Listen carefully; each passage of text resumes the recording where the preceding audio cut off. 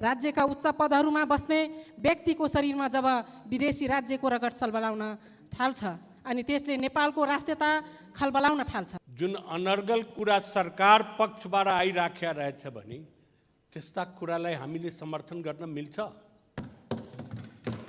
त्यस किसिमबाट होच्याउन सकिन्छ? त्यस किसिमबाट कसैले कसैलाई रगतको कुरा गर्न सकिन्छ? संसद यस्तो महत्त्वपूर्ण थलो हो जहाँबाट राज्य सञ्चालनको लागि कानुन बन्छ। त्यस्तो ठाउँमा नेपालको होइन विदेशको चिन्ता गर्ने व्यक्तिहरूको बाहुल्यता हुन गयो भने कुनै दिन माननीय सदस्य संविधानको अनुसूची 3 को सामान्य सभामुख महोदय बदल्ने कुरातिर कुरा राख्नु होला। निशान छाप सम्बन्ध अरूको कुरा होइन, आफ्नो कुरा राख्नुस्। मुटुमा राख्छु मेरो देश, मेरो परिवार, मेरो समाज, मेरो छिमेकी भन्दा महत्त्वपूर्ण मेरो भूगोल हो, मेरो राष्ट्रियता हो, मेरो अखण्डता हो। त्यसकारणले यो भूमिबाट विदेशी सेना पनि फिर्ता पठाएर छाड्छौँ भन्ने सङ्कल्प पनि यो संसदबाट गरौँ र भनौँ सरकारलाई पुरा हाम्रो साथ रहन्छ। सरकार खुट्टा नकमाऊ तर सँगसँगै गफ मात्र होइन काम पनि गर। मेरो अनलाइन टिभी। सम्माननीय सभामुख महोदय, यो हाम्रो निशाना छाप सम्बन्धी हाम्रो यो संविधान दोस्रो संशोधनमाथि हामी सैद्धान्तिक छलफल गरिरहेका छौँ। जब जब देश सङ्कटमा हुन्छ वा अर्को देशसँग कुनै विवाद हुन्छ, नेपालका उच्च पदाधिकारी समेत आफ्नो देशको पक्षमा होइन अर्को देशको पक्षमा वकालत गर्ने गरेको देखिन्छ। यस्ता कार्यबाट ती पदाधिकारी विदेशीसँग मिली नेपालको स्वतन्त्रता, सार्वभौम सत्ता, भौगोलिक अखण्डता विरुद्ध षड्यन्त्र गरेको आभास हुन्छ। सम्मान्य सभामुख महोदय, यस्तो कार्य मुलुकी अपराध संहिता 2074 बमोजिम अपराध हुने भएकोले अब त्यसतर्फ पनि नेपाल सरकारको ध्यान आकर्षण गराउन चाहन्छु। सभामुख महोदय, राज्यका उच्च पदहरूमा बस्ने व्यक्तिको शरीरमा जब विदेशी राज्यको रगत छलबलाउन थाल्छ अनि त्यसले नेपालको राष्ट्रियता खलबलाउन थाल्छ, त्यसको ज्वलन्त उदाहरण हो अहिलेको नेपाल भारत बीचको विवादलाई लिन सकिन्छ। सभामुख महोदय, नेपालको सङ्घीय संसदमा प्रतिनिधित्व गर्ने संसदले नेपालको होइन भारतको चिन्ता गरेको देख्दा उदेक लाग्छ। संसद यस्तो महत्त्वपूर्ण थलो हो जहाँबाट राज्य सञ्चालनको लागि कानुन बन्छ। त्यस्तो ठाउँमा नेपालको होइन विदेशको चिन्ता गर्ने व्यक्तिहरूको बाहुल्यता हुन गयो भने कुनै दिन माननीय सदस्य संविधानको अनुसूची 3 को सामान्य सभामुख महोदय बदल्ने कुरातिर कुरा राख्नु होला। निशान छाप सम्बन्ध अरूको कुरा होइन, आफ्नो कुरा राख्नुस्। मुटुमा राख्छु मेरो देश, मेरो परिवार, मेरो समाज, मेरो छिमेकी भन्दा महत्त्वपूर्ण मेरो भूगोल हो, मेरो राष्ट्रियता हो, मेरो अखण्डता हो। त्यसकारणले सम्मान्य सभामुख महोदय, म के राख्न चाहन्छु भनेपछि यदि हाम्रो देशको कानुन बमोजिम यदि हाम्रो मित्र राष्ट्र सुगौली सन्धिलाई मान्दैन भनेपछि हाम्रो देश नेपालले पनि मानिराख्नुपर्ने अवस्था छैन। त्यसकारण हाम्रो भूगोलको निम्ति हाम्रो राज्यले पनि त्यो चौगोलिक सन्धिलाई निलम्बन गरी हाम्रो ग्रेटर नेपालको नक्सा निकाल्नुपर्ने जरुरी छ। सामान्य सभामुख महोदय, हामी कतिसम्म हेपेर दबिएर बस्नुपर्ने अनि हाम्रो सानो देश हो भन्दैमा हामीलाई हेपेर बसेपछि हामी चुप लागेर बस्न सकिन्छ? सामान्य सभामुख अहिलेको विधेयकको पक्षमा आफ्ना तर्कहरू राख्नु। हाम्रो निशाना छाप जुन छ महत्त्वपूर्ण छ। हाम्रो देशभन्दा हामी बाहिर जान सक्दैनौँ र हाम्रो मुलुक, हाम्रो भूमिसँग हामी कुनै पनि मूल्यमा सम्झौता गर्न सक्दैनौँ। यो एकदम महत्त्वपूर्ण छ, समयमा आएको छ। नेपाल सरकार एकदम हिम्मतको साथ यो नक्सा ल्याएकोमा सम्पूर्ण 3 करोड जनताको तर्फबाट म नेपाल सरकारलाई म धन्यवाद दिन चाहन्छु। सम्माननीय सभामुख महोदय, आज हामीले एउटा गम्भीर विषयमा छलफल गर्दैछौँ र सबैलाई म निवेदन के गर्दैछु भने हामीलाई राष्ट्रियतामा शङ्का नगर्नुस् भन्ने अनुरोध गर्छु। नेपालको भौगोलिक अखण्डता, नेपालको स्वाधीनता प्रति हाम्रो द्विमत छैन, हामी पटक पटक भनिरहेका छौँ। तर पनि आज मैले सुन्दाखेरि जुन अनर्गल कुरा सरकार पक्षबाट आइराखेका रहेछ भने त्यस्ता कुरालाई हामीले समर्थन गर्न मिल्छ? त्यस किसिमबाट होच्याउन सकिन्छ? त्यस किसिमबाट कसैले कसैलाई रगतको कुरा गर्न सकिन्छ? यदि रगतको कुरा गर्ने हो भने इतिहास हेर्नुपर्ने हुन्छ।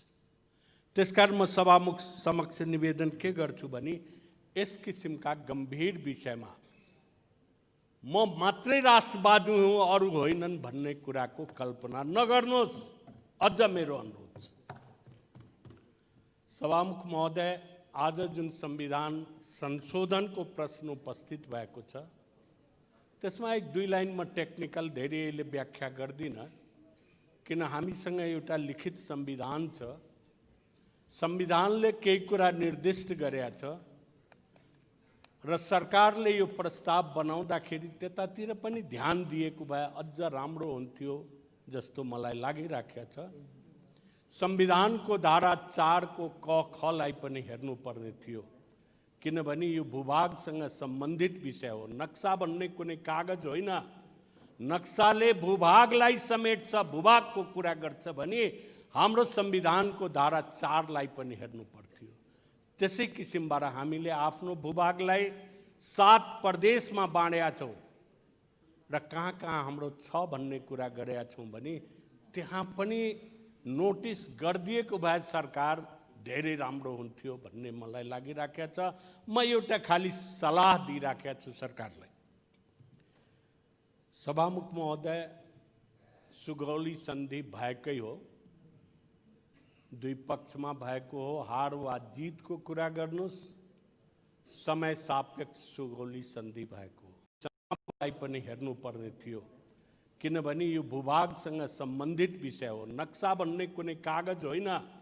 नक्साले भूभागलाई समेट्छ, भूभागको कुरा गर्छ भने हाम्रो संविधानको धारा 4 लाई पनि हेर्नु पर्थ्यो। त्यसै किसिमबाट हामीले आफ्नो भूभागलाई 7 प्रदेशमा बाँडेका छौँ र कहाँ कहाँ हाम्रो छ भन्ने कुरा गरेका छौँ भने त्यहाँ पनि नोटिस गरिदिएको भए सरकार धेरै राम्रो हुन्थ्यो भन्ने मलाई लागिराखेको छ। म एउटा खाली सल्लाह दिइराखेको छु सरकारलाई। सभामुख महोदय, सुगौली सन्धि भएकै हो, दुई पक्षमा भएको हो। हार वा जितको कुरा गर्नुहोस्, समय सापेक्ष सुगौली सन्धि भएको हो। त्यसपछि देशले विभिन्न सन्धि गरेका छ। महाकाली सन्धि गरेका छ, 1950 को सन्धि गरेका छ। कसले कसले गरेका हो आत्मालाई साक्षी राखेर आज सोचोस्, यो इतिहासको काल घडीमा के गर्नुभयो। राष्ट्रवाद त्यो हो। कसले भूमि गुमाए त्यो आज सोच्नु पर्ने अवस्था स्थिति रहेछ। तर यो प्रयास अहिले जुन सुरु भयो, एउटा राम्रो प्रयासको सुरुवात भएको छ। यसलाई अझ विशेष रूपबाट, अझ गम्भीर रूपबाट चिन्तन गरिकन अगाडि बढ्नु थियो। लास्टमा म एक लाइन मात्रै सभामुख महोदय, म प्रधानमन्त्रीको कुरासँग ज्यादै सहमत छु। अहिले लामो कुरा म गर्दिनँ। स्वयं प्रधानमन्त्रीजीले रोस्टममा खडा भएर यसको विवादको समाधान एकमात्र कूटनीतिक प्रयास हो भन्ने आफै बोल्नु भएको छ। सम्माननीय सभामुख महोदय, यो संशोधन प्रस्तावको लागि सरकारलाई धेरै धेरै धन्यवाद। नेपालका सबै जात जाति, भाषाभाषी, धर्म उमेरका नेपालीहरूले यो सत्कर्मको लागि सरकारलाई निरन्तर रूपमा उत्प्रेरित गरिरहे यी सबै नागरिकलाई पनि धन्यवाद। कालापानी, लिम्पियाधुरा, लिपुलेख नेपालको हो भनेर कुनै व्यक्ति बोलिराख्नु पर्दैन। इतिहास बोल्छ, प्रमाण बोल्छ। तर यति हुँदाहुँदै पनि यो भूभाग लामो समयदेखि भारत नेपाल बीचको सीमा विवादको विषयको रूपमा रह्यो। कार्तिक 16 गते भारत सरकारले एकतर्फी रूपमा सीमा विवाद रहेको भूभागलाई आफ्नो नक्सामा सामेल गर्दै यसको सीमाको स्ट्याटसकोमा परिवर्तन गरिसके पछाडि पछिल्लो अवस्था सृजना भएको। यसको लगत्तै पछाडि नेपाल सरकार बोल्यो, नेपाली काङ्ग्रेस बोल्यो, सबै पार्टीहरू बोले र सबैभन्दा महत्त्वपूर्ण संसदको राज्य व्यवस्था समिति बोल्यो, सरकारलाई निर्देशन दियो। संसदको अन्तर्राष्ट्रिय समिति बोल्यो, सरकारलाई निर्देशन दियो। राष्ट्रिय सभाको समिति बोल्यो, सरकारलाई निर्देशन दियो। यति र यस पछाडि पनि भारत सरकारले वार्ता गर्नु त धेरै परको कुरा, उल्टो वैशाख 26 गते बाटोको उद्घाटन गर्यो। नेपालले फेरि अनुरोध गर्यो, तर भारतले भन्यो आज अस्ट्रेलियासँग वार्ता गर्ने, चीनसँग वार्ता गर्ने भारतले भन्यो कोरोना पछाडि वार्ता गरौँला। त्यस पछाडि फेरि संसदले प्रधानमन्त्रीलाई बोलाएर, सरकारलाई बोलाएर भन्यो यो तिम्रो दायित्व हो, पुरा गर नक्सा ल्याऊ भन्यो। अन्ततः सरकारले ल्यायो। सरकारलाई धेरै धेरै धन्यवाद। यो सबै तिथिमिति बिर्सिएर भारतका कोही स्वनाम धन्य नेपाल विज्ञहरूले कहिलेकाहीँ कसैले उक्साएर यो गर्यो भनेर भन्छन्, तिनलाई तिथिमिति सम्झाउनु पर्नेछ। अनि देशभित्रका कहिलेकाहीँ कोही अतिवादीहरूले पनि एउटा नेताको दैविक साहसको परिणाम हो भनेर भन्छन्, तिनलाई पनि सम्झाउनु पर्नेछ। सम्माननीय सभामुख महोदय, म त भन्छु दुईटा सङ्कल्प प्रस्ताव अहिले संसदमा दर्ता छ। काङ्ग्रेसको सांसद र नेकपाको सांसद एउटै प्रस्ताव बनाऊ र यो संविधान संशोधन सँगसँगै नक्सा मात्र होइन, यो भूमिबाट विदेशी सेना पनि फिर्ता पठाएर छाड्छौँ भन्ने सङ्कल्प पनि यो संसदबाट गरौँ र भनौँ सरकारलाई पुरा हाम्रो साथ रहन्छ। सरकार खुट्टा नकमाऊ तर सँगसँगै गफ मात्र होइन काम पनि गर, संसदप्रति जवाफदेही हो भनेर सँगै भन्ने प्रस्ताव पनि पारित गरौँ। यो भूभागमा इफेक्टिभ सोभर्न कन्ट्रोल हाम्रो राख्नका निम्ति गाह्रो छ तर असम्भव छैन। यसका निम्ति उत्तेजना र आवेग होइन, साहस र संयमता चाहिएको छ। डिप्लोमेटिक पोस्चर विनम्र हुन आवश्यक छ। हाम्रो अडानमा सुदृढ रहने तर सँगसँगै हामीले सबै तयारी पनि गर्नुपर्नेछ। म सम्माननीय सभामुख महोदय मार्फत सम्माननीय प्रधानमन्त्रीलाई यो तयारीका बारेमा सदनलाई जानकारी गराउन पनि आग्रह गर्न चाहन्छु। सभामुख महोदय, माटो जोगाउने मुद्दामा प्रधानमन्त्रीलाई पुरा साथ छ तर सँगसँगै माटो जोगाउँदै गर्दा मानिसका बारेमा भुल्न पाउनुहुन्न भन्ने कुरा भन्न नछाडौँ, तर मान्छेको बारेमा कुरा गर्दै गर्दा माटो केही पनि होइन भन्ने कुरा पनि कसैले पनि नगरौँ, यो पनि सँगसँगै आग्रह गर्न चाहन्छु। सम्माननीय सभामुख महोदय, जसरी आज नक्साका सन्दर्भमा सिङ्गोदेश के मधेस के पहाड सबै राजनीतिक दल एक ठाउँमा उभिएका छौँ, भोलि यो भूभागबाट विदेशी सेना फिर्ता पठाउन पनि एक ठाउँमा उभिन्छौँ भन्ने प्रण हामी सबैले गरेका छौँ। यो ताकतलाई सकारात्मक रूपमा लिएर सरकारले यो जिम्मेवारी पुरा गरोस्। संसदबाट यो संविधान संशोधनको प्रस्ताव गर्दै गर्दा यो पनि सँगसँगै आग्रह पनि गर्छु, शुभकामना पनि दिन चाहन्छु। सँगै उभिएका छौँ, सँगै उभिरहनेछौँ, यो प्रण पनि दोहोऱ्याउन चाहन्छु। धन्यवाद। जय नेपाल। मान्य श्री पुष्पा भूषाल गौतम, यसपछि माननीय श्री लक्ष्मणलाल कर्ण। सम्मानीय सभामुख महोदय, माननीय कानुन मन्त्रीज्यूबाट नेपालको संविधान दोस्रो संशोधन विधेयक 2077 को पूर्ण समर्थन गर्न चाहन्छु। पूर्ण समर्थन गर्नुपर्ने आधार छ सभामुख महोदय, नेपालको नक्सा र नेपालको संशोधन प्रक्रिया नेपालको राष्ट्रियता, सार्वभौमिकता, भौगोलिक अखण्डता र राष्ट्रिय हितसँग जोडिएको विषय हो। तर यो संविधान संशोधन हुनुपर्दथ्यो, भइरहेको छ। सभामुख महोदय, लिम्पियाधुरा, कालापानी, लिपुलेक नेपालको भूमि हो भन्ने विषयमा सुगौली सन्धि 1816 लगायत विभिन्न किसिमका पूरक सन्धिहरू, भौगोलिक आधारहरू, सत्य तथ्यले यसलाई पुष्टि गरिसकेको छ।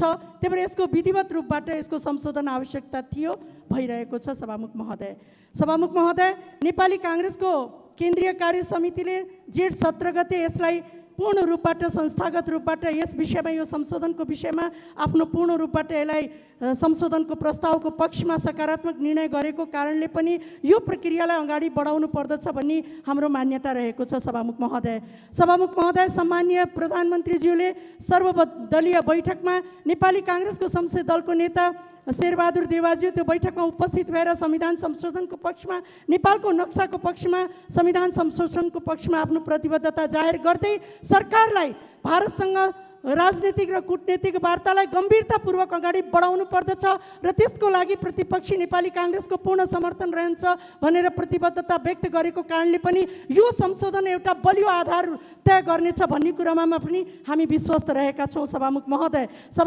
आज मैले स्मरण गराउन चाहे, नेपालको परिवर्तनको लागि बनेको नेपालको अन्तरिम संविधान 2063 बन्दै गर्दाखेरि संविधान सभा पहिलो निर्वाचनको मिति घोषणा हुँदाखेरि पनि त्यो संविधानमा संशोधनको आवश्यकता खाँचो रहेको थियो। नेपाली काङ्ग्रेसको नेता गिरिजाप्रसाद कोइरालाको नेतृत्वमा बनेको संविधानमा संविधान सभाको पहिलो मिति तय भइसकेको अवस्थामा पनि त्यो मितिलाई पर सारेर सङ्घीयतालाई नेपालको अन्तरिम संविधानमा संविधान संशोधन गरे बापत त्यो राष्ट्रिय विषयलाई त्यहाँ समाहित गरेको कुरालाई पनि मैले आज स्मरण गर्न चाहन्छु। र म सभामुख महोदय, मैले मात्रै यहाँ निवेदन गर्न चाहन्छु, संविधान तटस्थ विषयवस्तु पनि होइन, यसलाई राष्ट्रिय मुद्दाको विषयवस्तुमा, अत्यन्त गम्भीर विषयवस्तुमा संशोधन गरेर अगाडि बढाउनु पनि पर्दछ। तर सभामुख महोदय, म निवेदन गर्न चाहन्छु, संविधान संशोधन गरिसकेपछि हामी कुनै पनि वार्तामा, कुनै पनि सार्वभौमिकताको विषयमा, कुनै पनि विषयमा कम्प्रोमाइज गर्न मिल्दैन। यो राष्ट्रले गरेको प्रतिबद्धता हो, यो सम्पूर्ण प्रतिनिधि सभाले गरेको प्रतिबद्धता हो। तर म अनुरोध गर्न चाहन्छु कि यो विषयलाई सर्वसम्मत ढङ्गबाट यो संसदबाट पारित गराउनको लागि पनि प्रमुख प्रतिपक्षी दल सरकारसँग सभामुख मार्फत म आग्रह गर्न चाहन्छु। धन्यवाद। माननीय श्री लक्ष्मणलाल कर्ण, यसपछि माननीय श्री कुमारी तुलसी थापा।